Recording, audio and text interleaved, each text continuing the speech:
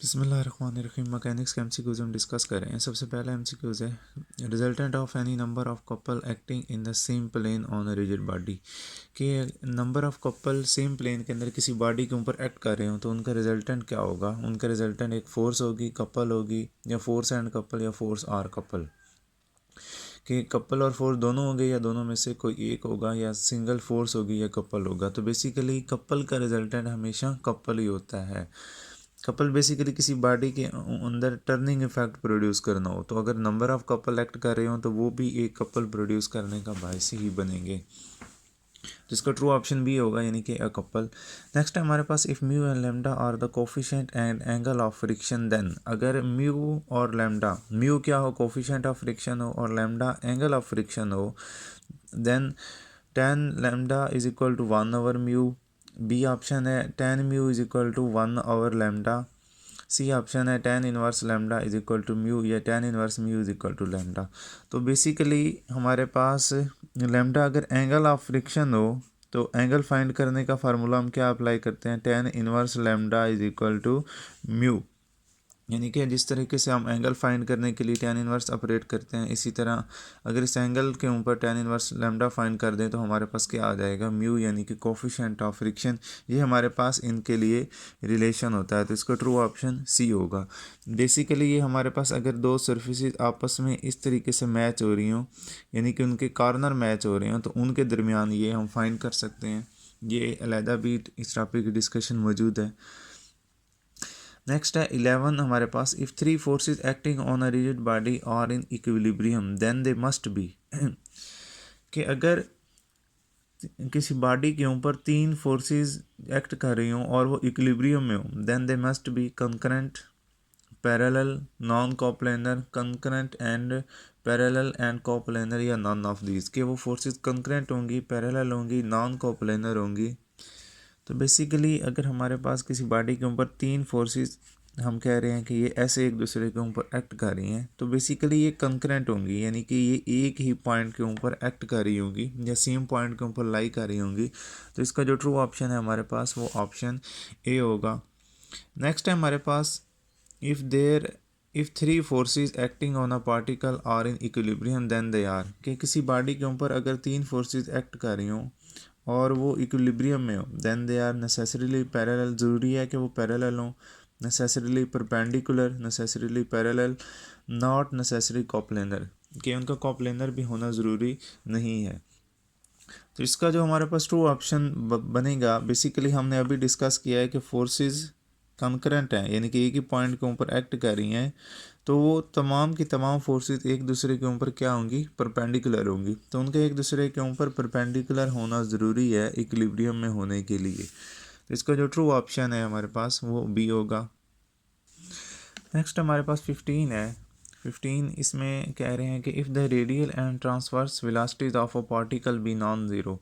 कि अगर रेडियल और ट्रांसवर्स वेलोसिटी किसी पार्टिकल की नॉन ज़ीरो कांस्टेंट हो, यानी कि कोई कांस्टेंट वैल्यू हो और वो नॉन ज़ीरो ना हो, then the path describe by particle. तो पार्टिकल का जो पाथ है वो क्या होगा।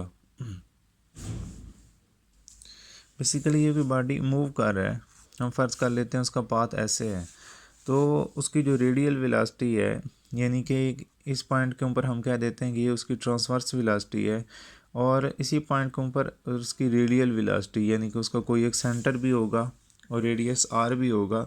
तो बेसिकली इस केस में जब ये हमारे पास ये रेडियल वेलोसिटी वी आर और वी टी ये दोनों कांस्टेंट हों, तो उस सूरत में हमारे पास जो पाथ बनता है वो एक सर्कल पाथ बनता है, यानी कि बॉडी एक सर्कुलर पाथ के अंदर मूव कर रहा होता है। तो इसका ट्रू ऑप्शन ऑप्शन डी होगा। नेक्स्ट है हमारे पास if a particle is thrown with the velocity square root 2 g r। कि अगर हम एक पार्टिकल को स्क्वायर रूट 2 g r की वेलोसिटी से फेंकें from the earth surface, earth की सरफेस से, आर बीइंग अर्थ रेडियस, और आर क्या हो, अर्थ का radius, then the particle will be never come back after a time g raised to the power r, after come back 2 g r। यानी कि ये different वो time दे रहे हैं, क्या वो इन टाइम के बाद वापस आएगा। अब बेसिकली 2 g r उसकी वेलोसिटी है, और ये कौन सी वेलोसिटी है। बेसिकली यहाँ हमारे पास जो 2 g r है ये एस्केप वेलोसिटी है, जो कि क्या होती है, किसी भी बॉडी को अर्थ की जो सरफेस है, जो अर्थ का जो ग्रेविटेशनल फील्ड है, अर्थ की सरफेस नहीं, जो अर्थ का ग्रेविटेशनल फील्ड है, उससे बाहर निकलने के लिए चाहिए होती है। सरफेस ऑफ अर्थ से अर्थ की ग्रेविटेशनल फील्ड से बाहर निकलने के लिए जो वेलोसिटी चाहिए होती है, एस्केप वेलोसिटी, वो दी गई है। तो अगर हम किसी बॉडी को इस वेलोसिटी से अर्थ की सरफेस से ऊपर फेंकें तो वो वापस नहीं आएगा, यानी कि वो ग्रेविटेशनल फील्ड से क्या हो जाएगा, बाहर निकल जाएगा, क्योंकि ये एस्केप वेलोसिटी गिवन है हमारे पास। नेक्स्ट है acceleration of freely falling body under gravity dash, कि अगर कोई बॉडी फ्रीली फॉल कर रहा हो ग्रेविटी के अंडर तो उसका एक्सेलरेशन क्या होता है। Varies as the inverse of distance travel, कि जितना डिस्टेंस ट्रेवल कर रहा है उसके इनवर्स से वेरी करता है। अगर हम उसके डिस्टेंस को आर कह लें तो हम कह सकते हैं कि उसका जो एक्सेलरेशन है ये 1/r, इसमें ये पूछ रहे हैं varies as the square of distance travel, कि या स्क्वायर ऑफ डिस्टेंस जो है वो चेंज होता है, is uniform non zero. Basically जो फ्रीली फॉलिंग बॉडी होता है उसका एक्सेलरेशन ग्रेविटेशनल एक्सेलरेशन यानी कि जी होता है, जिसकी वैल्यू क्या होती है, जिसकी वैल्यू 9.8 मीटर पर सेकंड स्क्वायर होती है। तो इसका जो हमारे पास ट्रू ऑप्शन होगा वो होगा इज़ यूनिफॉर्म, तो उसका एक्सेलरेशन क्या होगा, यूनिफॉर्म होगा। नेक्स्ट है if a particle move on cycloid then its motion is, कि अगर कोई पार्टिकल साइक्लाइड के ऊपर मूव करे तो इसकी मोशन क्या होगी, linear, simple harmonic, parabolic, elliptical. तो उसकी मोशन एलिप्टिकल होगी, तो इसका ऑप्शन जो हमारे पास ट्रू होगा वो डी होगा। नेक्स्ट है हमारे पास the science which is concerned with the relation between the forces action on the rigid body and the resulting motion is called, कि हमारे पास साइंस जिसका ताल्लुक होता है रिजिड बॉडी की मोशन से और उनकी रिजल्टिंग मोशन से, रिजिड बॉडी के ऊपर एक्ट करने वाली फोर्सेस से और उनकी रिजल्टिंग जो मोशन होती है उसके साथ, उसे क्या कहते हैं, kinematics, kinetics, statistics, quantum mechanics. Basically जो हमारे पास काइनेमैटिक्स होती है ये शाम के ट्रांसलेटरी मोशन या डिफरेंट टाइप्स की जो मोशन होती हैं उन्हें डिस्कस करती है। काइनेमैटिक्स किसी बॉडी पर ऊपर करने वाली फोर्स, किसी बॉडी के ऊपर अमल करने वाली फोर्स और इनके दरमियान रिलेशन जो है, यानी कि जो डिस्टेंस ट्रैवल करती हैं डी, ये उसका मुताला करती है। तो यहाँ हमारे पास ऑप्शन बी जो है वो ट्रू होगा। स्टैटिस्टिक्स अलहदा ब्रांच है और क्वांटम मैकेनिक्स में हम क्वांटम को डिस्कस करते हैं, यानी कि क्वांटम फिजिक्स को। तो इसका ट्रू ऑप्शन हमारे पास बी होगा। Time rate of change of momentum is, कि time rate of change of momentum क्या होता है, वेलोसिटी होती है, एक्सेलरेशन होती है, फोर्स होती है या काइनेटिक एनर्जी होती है। तो basically time rate of change of momentum हमारे पास फोर्स एक्टिंग के इक्वल होता है। बेसिकली ये Newton second law of motion in term of momentum जो है उसकी मदद से पूछ रहे हैं क्या होता है। तो इसका ट्रू ऑप्शन हमारे पास फोर्स है, यानी कि सी। इसके बाद हमारे पास नेक्स्ट ऑप्शन है necessary and sufficient condition for equilibrium of a system of कॉप्लेनर couple is that, कि जो नेसेसरी एंड सफिशिएंट कंडीशन है कि अगर हमारे पास कपल जो हैं कॉप्लेनर यानी कि एक ही प्लेन के अंदर जो कपल हैं, अब किसी बॉडी के ऊपर बेसिकली कपल एक्ट कर रहे हैं, तो नेसेसरी एंड सफिशिएंट कंडीशन क्या होगी कि वो बॉडी इक्विलिब्रियम में हो। सबसे पहला ऑप्शन ये है कि algebraic sum of their momentum is zero, कि उनकी जो मूवमेंट है उनका अलजेब्राइक सम ज़ीरो हो, उनका जो मैग्नीट्यूड है वो ज़ीरो हो, या algebraic sum of their movement is unit, कि उनका जो मूवमेंट का सम है वो एक यूनिट हो, यानी कि 1 के इक्वल हो। Product of their movement is zero. तो इसमें हमारे पास जो ट्रू ऑप्शन आएगा वो ऑप्शन होगा product of their movement is zero, यानी कि उनकी जो मूवमेंट है उनका प्रोडक्ट क्या होना चाहिए, ज़ीरो होना चाहिए। नेक्स्ट है हमारे पास if a body possessed central symmetry then the centre of symmetry is, कि अगर किसी बॉडी ऐसी शेप हो कि वो सेंट्रल सिमेट्री शो करे, यानी कि सेंटर पॉइंट के ऊपर उसका सी जी या एन जी हो, सी जी का मतलब सेंटर ऑफ ग्रेविटी या mass of gravity, then centre of symmetry, तो उसका सेंटर ऑफ सिमेट्री क्या होगा, centre of gravity, centre of mass, point of symmetry या एक्सिस ऑफ सिमेट्री। तो इसका जो हमारे पास ट्रू ऑप्शन है वो ऑप्शन ए होगा, यानी कि सेंटर ऑफ ग्रेविटी। अगर कोई बॉडी ऐसा है कि वो सेंट्रल सिमेट्री शो कर रहा है तो उसका सेंटर ऑफ सिमेट्री क्या होगा, वो उसका सेंटर ऑफ ग्रेविटी होगा। नेक्स्ट हमारे पास है if F is the magnitude of friction, कि एफ क्या हो, मैग्नीट्यूड ऑफ फ्रिक्शन हो, R that of normal reaction और आर उसका नॉर्मल रिएक्शन हो, and mu coefficient of friction हो, तो देन बेसिकली एमसीक्यूज रिपीट हुआ है। तो इसका ट्रू ऑप्शन हमारे पास बी होगा, हम पहले भी डिस्कस कर चुके हैं। नेक्स्ट हमारे पास रेडियल कंपोनेंट ऑफ वेलोसिटीज़, कि वेलोसिटी का जो रेडियल कंपोनेंट है वो क्या होता है। तो वेलोसिटी का जो रेडियल कंपोनेंट होता है वो आर प्राइम होता है, यानी कि derivative of displacement R prime. तो आर प्राइम को हम लिख सकते हैं D R divided by T, यानी कि rate of change of displacement with respect to time, इसे क्या कहते हैं, वेलोसिटी। तो यहाँ पर ये ऑप्शन ट्रू होगा, D R divided by D T. Next है if mu and alpha are the coefficient and angle of friction, mu coefficient of friction हो और अल्फा एंगल ऑफ फ्रिक्शन हो, तो अब इन दोनों के दरमियान रिलेशन क्या होगा। बेसिकली हम पीछे भी एमसीक्यू डिस्कस कर चुके हैं, वहाँ पर अल्फा की जगह लैम्डा था, तो इसका ऑप्शन सी ट्रू होगा। क्योंकि ये मैं प्रीवियस पेपर डिस्कस कर रहा हूँ, तो उसके अंदर एमसीक्यूज़ जो हैं वो डिफरेंट तरीक़ों से या डिफरेंट वैल्यू से रिपीट हो रहे हैं, तो इसका ट्रू ऑप्शन हमारे पास सी होगा।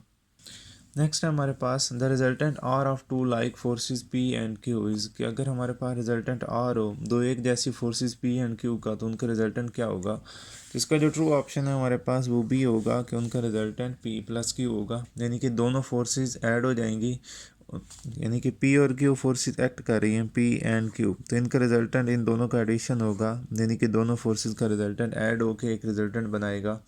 इसका ट्रू ऑप्शन हमारे पास बी होगा। नेक्स्ट है हमारे पास if P is the force and A B is the arm of couple, the moment of couple is, कि P हमारे पास फोर्स है और ए बी क्या है, हमारे पास आर्म ऑफ कपल है, तो मोमेंट ऑफ कपल क्या होगा। तो इसका हमारे पास जो ट्रू ऑप्शन है वो ए होगा, यानी कि इसमें हमारे पास हम ए बी का क्रॉस प्रोडक्ट लेंगे किसके साथ, P के साथ, तो वो क्या होगा, मोमेंट ऑफ कपल के इक्वल होगा। नेक्स्ट है हमारे पास कोफिशेंट ऑफ फ्रिक्शन इज़, के कोफिशेंट ऑफ फ्रिक्शन हमारे पास क्या होता है, म्यू, यानी कि हमारे पास किसके इक्वल होता है, जिसे हम पीछे भी डिस्कस कर चुके हैं, नॉर्मल रिएक्शन और लिमिटिंग फ्रिक्शन, के नॉर्मल रिएक्शन एन के इक्वल होता है और लिमिटिंग फ्रिक्शन के इक्वल होता है, या लिमिटिंग फ्रिक्शन और नॉर्मल रिएक्शन और angle of friction, limiting friction और एंगल ऑफ फ्रिक्शन। तो बेसिकली हमारे पास म्यू जो होता है वो नॉर्मल रिएक्शन एन और लिमिटिंग फ्रिक्शन, अगर हम इसे एल से डिनोट कर लें तो ये किसके इक्वल होता है, नॉर्मल रिएक्शन और लिमिटिंग फ्रिक्शन, ये म्यू की वैल्यू है, जिसे कोफिशिएंट ऑफ फ्रिक्शन कहते हैं। तो इसका ट्रू ऑप्शन हमारे पास ए होगा। नेक्स्ट है हमारे पास if three coplanar forces P Q and R acting in equilibrium, कि तीन forces P Q R coplanar हैं और वो इक्विलिब्रियम में है, देन अब इनके दरमियान रिलेशन क्या होगा। तो ये बेसिकली मैकेनिक्स की जो बुक है वेक्टर एंड फोर्सेस वाला, ये उसका एमसीक्यूज़ है। तो अगर हम पी का जो एंगल है उसे म्यू कह लें और बी का जो एंगल है उसे बीटा कह लें और आर का जो है उसे गैमा कह लें, तो वो हमारे पास इनके दरमियान जो रिलेशन बनता है P over sine mu, Q over sine beta, R over sine gamma, ये इसके इक्वल होता है। तो इसका ट्रू ऑप्शन है सी, ये वहाँ पे थ्योरम भी है। नेक्स्ट है हमारे पास in usual notation maximum range of particle down the plane inclined at an angle beta, कि हमारे पास यूजुअल नोटेशन के अंदर अगर हमारे पास प्लेन से डाउन किसी पार्टिकल की, यानी कि इंक्लाइंड प्लेन से डाउन किसी पार्टिकल को अगर प्रोजेक्ट किया जाए और इसके दरमियान जो एंगल है वो बीटा हो, तो उस सूरत में हमारे पास उसकी मैक्सिमम रेंज का फार्मूला क्या होता है। तो उसकी जो मैक्सिमम रेंज का फार्मूला डाउन द प्लेन होता है वो ए ऑप्शन ट्रू है, यानी कि V not square G plus sine beta. अगर वो अपवर्ड द प्लेन हो उस सूरत में, चूँकि अगेंस्ट द ग्रेविटी जा रहे होते हैं, तो 1 माइनस साइन बीटा, यानी कि उस सूरत में अबव द प्लेन होगा तो उस सूरत में 1 माइनस साइन बीटा आएगा, तो उस सूरत में ट्रू ऑप्शन बी होगा। नेक्स्ट एमसीक्यूज है इन usual notation time of flight of motion of projectile is, कि यूजुअल नोटेशन के अंदर किसी भी मोशन का जो टाइम किसी भी प्रोजेक्टाइल की जो मोशन का फार्मूला होता है, यानी कि उसका टाइम ऑफ फ्लाइट का वो क्या होता है, तो इसका जो ट्रू ऑप्शन है हमारे पास वो सी होगा कि V0 1 प्लस साइन इन्फिनिटी और जी। अब sine infinity basically sine infinity यहाँ पर उन्होंने एंगल हमें दे दिया है, इन्फिनिटी दे दिया है, यानी कि वो इनफाइनाइट एंगल बना रहा है, तो इस सूरत में हमारे पास जो ट्रू होगा वो सी होगा। नेक्स्ट पूछ रहे हैं कि if M and M are the masses of the sun and the planet respectively, कि एम जो है वो सन का मैस है और एम प्लैनेट का मैस है, then they attract each other with force, तो किस फोर्स से एक दूसरे को अट्रैक्ट करेंगे। बेसिकली ये जो हमारे पास ग्रेविटेशनल फोर्स एफ है उसका फार्मूला बनेगा, वो किसके इक्वल होता है, G M M divided by R square. G यहाँ पर ग्रेविटेशनल कांस्टेंट है, तो इसका जो ट्रू ऑप्शन होगा वो बी होगा। तो ये हमारे पास मैकेनिक्स के कुछ एमसीक्यूज़ हैं जो प्रीवियस एफपीएससी के पेपर से उठाए हुए हैं मैंने, और ये पीपीएससी के पेपर में भी काफ़ी दफ़ा पूछे जा चुके हैं। तो नेक्स्ट वीडियो में इंशाल्लाह हम एफपीएससी के जो पुराने पेपर्स हैं उन्हें डिस्कस करेंगे, उनकी मेरी 5-6 वीडियोज़ आएंगी तकरीबन इंशाल्लाह। तो अगर आपको वीडियो पसंद आई तो चैनल को लाइक और सब्सक्राइब कर दें।